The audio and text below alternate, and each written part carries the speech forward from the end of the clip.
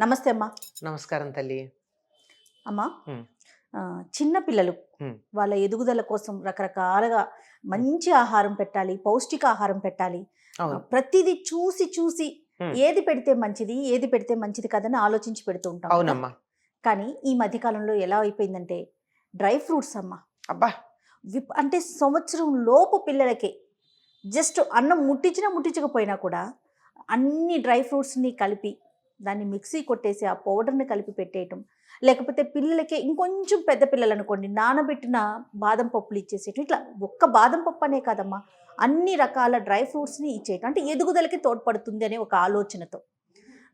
అసలు దీన్ని మనం ఎంతవరకు పెట్టొచ్చు? ఇదివరకు మీ చిన్నప్పుడు అసలు ఎలా ఉండేదమ్మా? అమ్మా, అసలు ఈ కల్చర్ ఉందా? మీరు ఒక మాట అన్నారు. పౌష్టికాహారం పెట్టాలి. అవును, అవును. పిల్లలు బాగా ఎదిగేట్టుగా చూడాలి. ఇందులో ఎటువంటి సందేహం లేదు. తప్పనిసరిగా చేయాల్సిన పని అదే. ఉమ్, కానీ ఏది పౌష్టికాహారం? అక్కడొచ్చింది సమస్య. ఉమ్, మీ వయస్సులో పౌష్టికాహారం ఏదైతే ఉందో అది నా వయస్సులో పౌష్టికాహారం కాదు. అవును, కరెక్ట్ అమ్మా. నాకేదైతే ఉందో మీకేదైతే ఉందో అది 10 ఏళ్ల పిల్లలకు కాదు. ఉమ్, అది ఏడాది పిల్లలకి కాదు. ఎవరికి వాళ్ళకి వేరువేరుగా వాళ్ళకి పౌష్టికాహారం అన్నది ఉంటుంది. అట్లా పెట్టాలి గానీ, అందరికీ ఒకటే పిడుక్కి, బియ్యానికి ఒకటే ఒకటే మంత్రం ఆ, అన్నట్టు పెట్టడం అన్నది సరైనటువంటి పద్ధతి కాదు. ఇది ఒక రకమైనటువంటి అపోహ. ఉహుహు, మీరిప్పుడు అన్నారు చూడండి రకరకాల డ్రై ఫ్రూట్స్ అవని. ఉమ్, ఎందుకొచ్చిందంటే ఈ సమస్య, వాళ్ళెవరో ధనవంతులైనటువంటి వాళ్ళు బాదం పప్పులు, అక్రోటు తింటున్నారు. మాకు డబ్బు లేకపోవడం వల్ల నా పిల్లలకి పెట్టలేకపోతున్నాను అనేటటువంటి ఇన్ఫీరియారిటీ కాంప్లెక్స్ వల్ల వచ్చిన సుపీరియారిటీ కాంప్లెక్స్ ఉందే, అది కారణం. అది. ఉమ్, ఏదో కోల్పోతున్నాం అనేటటువంటి ఒక బాధ. అమ్మా. అంతేగాని ఆ డ్రై ఫ్రూట్సే పెడితే బాగుంటారనే నియమం లేదమ్మా. ఉమ్, అది పెట్టకూడదని కాదు కానీ ఎక్కువ పెట్టకూడదు. ఇప్పుడు ఉదాహరణకి బాదం పప్పే ఉంది. బాదం పప్పు పెద్దవాళ్ళకి ఏం చెప్తున్నారు? రాత్రి నానబెట్టి నానబెట్టి పీల్ తొక్క చేసి తీసి బాగా అరగదీసి లేకపోతే నూరి తినమని చెప్తున్నారు వంట పట్టాలంటే.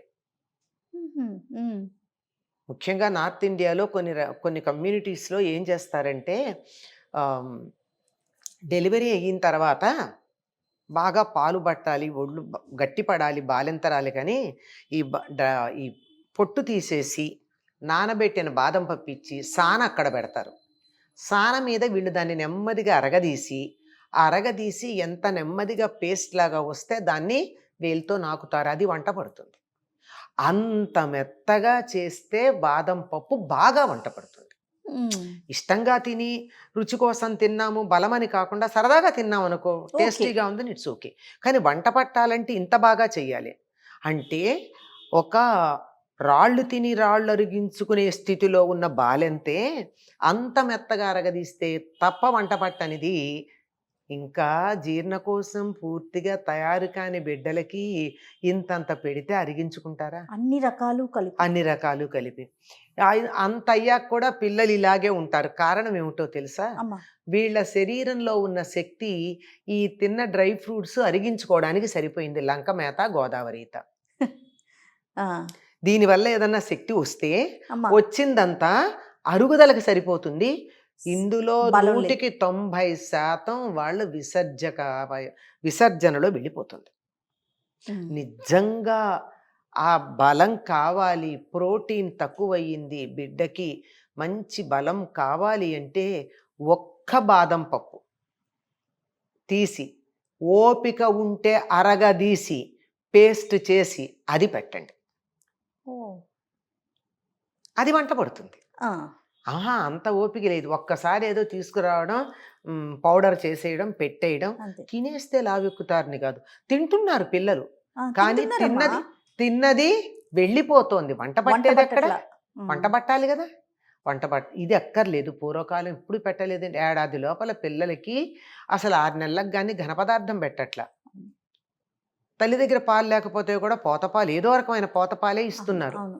ఘన పదార్థం 1 సంవత్సరం తర్వాత కదా ఇంత పప్పు పెడుతున్నారే, ఉడకపెట్టిన పప్పు. అట్లాంటిది డ్రై ఫ్రూట్ ఎక్కువ పెడితే ఏమరిగించుకుంటారండి పాపం బిడ్డలు. తర్వాత అది ఇప్పుడు అలవాటైపోయి, ఆ తర్వాత అది ఆహారంలో భాగమైపోయి, వాటి యొక్క పోషక విలువలు శరీరానికి పడతాయో లేవో కూడా తెలియదు. ఏదన్నా అలవాటు అమ్మ పడ్డాక పొట్ట మందంగా అయిపోతుందా? పొట్ట మందమని కాదు గానీ, ఇది నార్మల్‌గా వెళ్ళిపోతుందే తప్ప, ఇది ప్రత్యేకంగా మెడిసినల్ వాల్యూగా పనికొచ్చేదవ్వదు. ఇప్పుడు యాక్చువల్‌గా ఉదాహరణకి అమ్మ ఒక మందు రెగ్యులర్‌గా వేసుకుంటున్నారనుకోండి, ప్రాణావసరం వచ్చినప్పుడు ఆ మందు పని పనిచేయదుగా. చేయదు.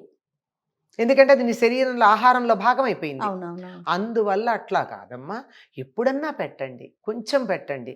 మీరన్నట్టు నేను గమనించాను. అన్ని డ్రై ఫ్రూట్స్ పౌడర్ చేసి పిల్లలేమో మాకు నచ్చట్లేదు, తినలేదంటే ఇంత కూరలో వేసేయడం. ఆ! అవును. కూరల్లో వేయటం. ఆ, మరి కాస్త చిన్న పిల్లలనుకోండి దాంట్లో ఏదన్నా నీళ్ళో, పాలో కలిపేసి పాలల్లో కలిపేసి పెట్టేయటం. పట్టిచ్చేసేయడం. వాళ్ళు అరిగించుకోవద్దమ్మా. నువ్వు పెట్టావు బానే ఉంది. ఎట్లా ఉంటుందంటే చమత్కారంగా చెప్పినట్టు టైర్‌లోనో, బెలూన్‌లోనో గాలి గాలి కొట్టినట్టు లావెక్కిపోతారా పిల్లలు? వంట పట్టాలి. హ్మ్. వంట పట్టేట్టు పెట్టుకోవాలి. బాగా అరిగేది పెట్టాలి. అరుగుదలక సరిపోయేది పెట్టాలి. కూర పెట్టడానికి ఆలోచిస్తామే కూర ముక్కలు అరగట్లేదని. అవును. అవును. ఏడనార్థం వచ్చేదాకా ఏడనార్థం ఏడాదికి కూడా కూర పెట్టం. ఒక ముక్క పెడితే ఇంత వాడికి రుచి అలవాటు కావాలి బిడ్డకి అని చెప్పి ఇంత ముక్క పెడతాను తప్ప ఇంత కూర ముక్క కూడా పెట్టమే. అవునమ్మా. అట్లాంటిది డ్రై ఫ్రూట్స్ పిల్లలకి పెట్టేస్తే బాధేస్తుంది. అవునమ్మా. నాకు గుండెలు బరువెక్కుతాయి అట్లా పెట్టేవాళ్ళని చూస్తాను. కాదని చెప్పడానికి వీల్లేదు. ఆ! చెబితేనా మీకేమమ్మా అట్లాగే చెప్తారు. హ్మ్. మేము మీ ఇళ్లల్లో మీ పిల్లలకి పెట్టుకుంటారు కానీ మా పిల్లలకి పెట్టుకుంటే అభ్యంతరం అవుతుందా? ఇట్లాంటి మాటలు అంటున్నారు.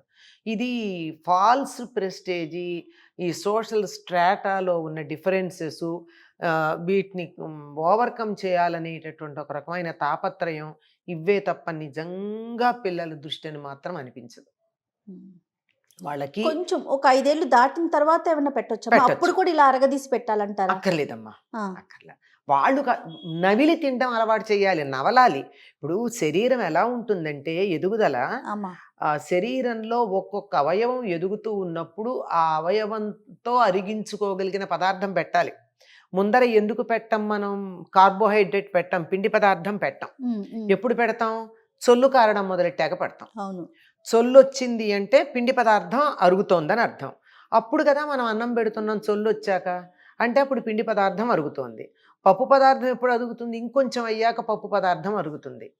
అది హ్మ్. కూడా ఉడకబెట్టి మెత్తబడి చాలా ఇంకా ఇళ్లల్లో శ్రద్ధ ఉన్నవాళ్ళు ఏం చేస్తారు? పప్పు ఉడికితే పప్పు మీద ఉన్న కట్టు పిల్లలకి వేసి అడుగున గట్టిగా ఉండేది పెద్దవాళ్ళు అవునవును. తింటారు. అవును. మరి అటువంటిది అంతకన్నా గట్టిగా ఉండేటటువంటి డ్రై ఫ్రూట్ ఏడాది లోపల పిల్లలకి పెడితే ఎట్లా? శరీరం ఏ ఆహారం తినాలో నిర్దేశం చేస్తుంది. పళ్ళు బాగా హ్మ్. వచ్చి, నవిలి, ఆ నవిలిన తర్వాత వచ్చే రుచి నాలికకి అలవాటు పడి, అదొచ్చిన తర్వాత గానీ మీరు ఘన పదార్థాలు పెట్టడానికి లేదు. అమ్మా. ఎంత అలవాటు చేస్తారమ్మా! పద్ధతులు మనకెట్లా ఉండేవి? హ్మ్. 9 నెలలు, 10 నెలలు అలా వచ్చి చొల్లు కారుతూ ఉంటే పిల్లలకి ఏం చేస్తారు? పాలకాయలు చేసి ఇచ్చేవాళ్ళు. అవును. పళ్ళు పళ్ళు సన్నగా వస్తూ ఉంటాయి. పళ్ళు దురదలుగా ఉంటాయి. ఈ పాలకాయ చేసిస్తే ఏమవుతుంది? బియ్యప్పిండే. అవును. అందులో ఏం ఉండదు. అరగడానికి బియ్యపిండి, ఉప్పు, వాము లాంటిదేదన్నా వేసి వాము కూడా వెయ్యరు. వేసి ఇస్తే గట్టిగా ఉంటాయి. గట్టిగా ఉండేటప్పటికి ఏమవుతుంది? నములుతూ ఉంటే పళ్ళకి ఆ దురద అవును. తగ్గుతుంది. తగ్గుతుందని. దాంట్లోంచి ఏదన్నా ఇంత కార్బోహైడ్రేట్ వస్తే లోపలికెడుతుంది. చొల్లుతో నానుతుంది. అవును.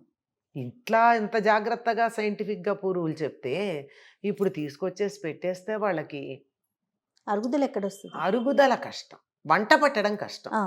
ఏదో ఇంతో అంతో అరిగినా వంట ఉన్న పట్టడం. శక్తంతా దాన్ని అరిగించుకోవడానికెళ్ళి వంట పట్టడం ఉండదు. అందువల్ల కొంచెం ఆలోచించండి. పిల్లల్ని ఎందుకు బాధ పెడతారండి? ఆ పొట్టని ఎందుకు కష్టపెడతారు? పాపం చాలా సుకుమారంగా, సున్నితంగా, సెన్సిటివ్‌గా ఉండేటటువంటి ఆ బిడ్డల పొట్టని ఎందుకు అవును. బాధ అవును. పెడతాం? తప్పకుండా అమ్మా. జాగ్రత్తగా ఉండాలమ్మా. ఖచ్చితంగా అమ్మా. ఆలోచించాలి. మనం పెట్టే ఆహారం పుష్టిగా ఉండాలన్నాం గానీ, ఖరీదుగా ఉండాలని చెప్పలేదమ్మా. కరెక్ట్ మాట అమ్మా. ఖరీదుగా ఉండకూడదు. అద్భుతమైన మాట. నమస్తే నమస్తే. అమ్మా.